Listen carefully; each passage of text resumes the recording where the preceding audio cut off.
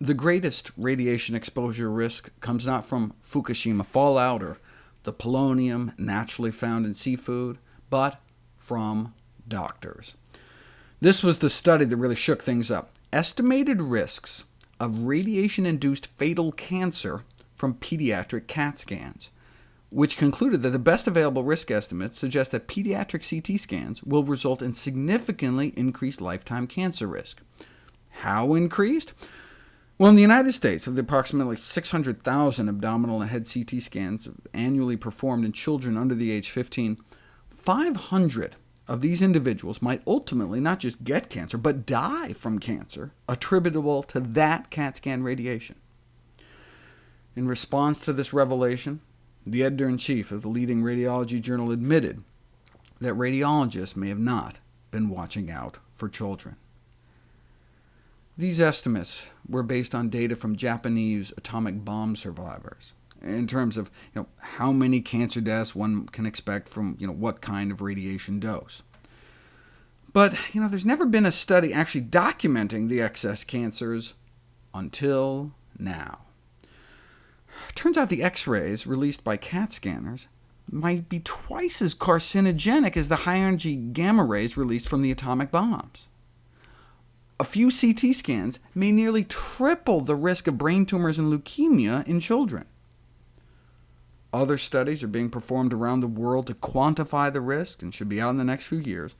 Until then, what can we do? Well, first of all, we should only get X-rays when absolutely necessary. Good evidence suggests that between a fifth and a half of CAT scans aren't necessary at all. They could be replaced with another type of imaging, or just not done, period. That's a lot of added cancer risk for no added benefit. Now, this kind of CAT scan, okay, but this kind carries risk, the risk of developing cancer. After a single CT scan may be as high as 1 in 100 for a baby girl.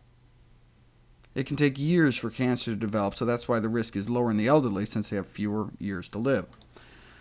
The diagnostic medical radiation dealt out in 1 year is estimated to cause 2,800 breast cancers among women in the United States, and 25,000 or so other cancers. That's doctors causing cancer.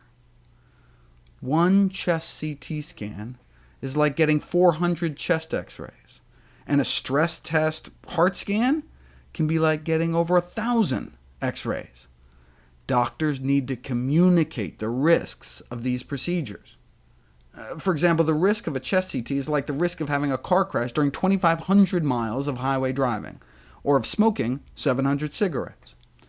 You pick up a pack of cigarettes and there's a warning label, right? But then you go in for a thallium heart scan, and no one minds telling you that the risk corresponds to smoking 1,400 cigarettes.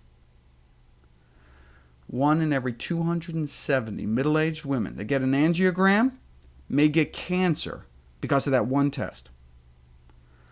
The best way to avoid the risks of radiation scans is the same way to best avoid the risks of medication: living and eating healthy enough to help avoid the need for them in the first place.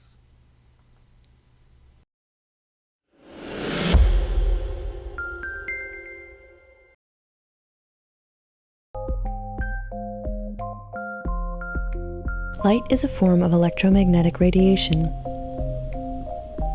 At some wavelengths, it appears as visible light.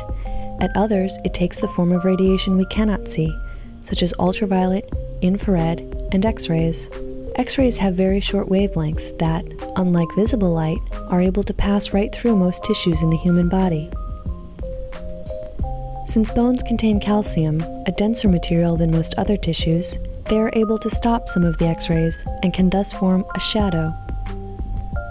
If you place your hand in front of a flashlight, it will cast a shadow on the wall behind it.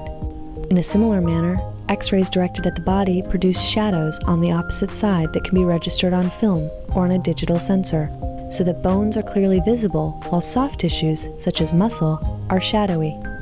As a result, the two-dimensional images formed by the X-rays are quite useful in revealing structures within the body, and can easily display fractures in bones.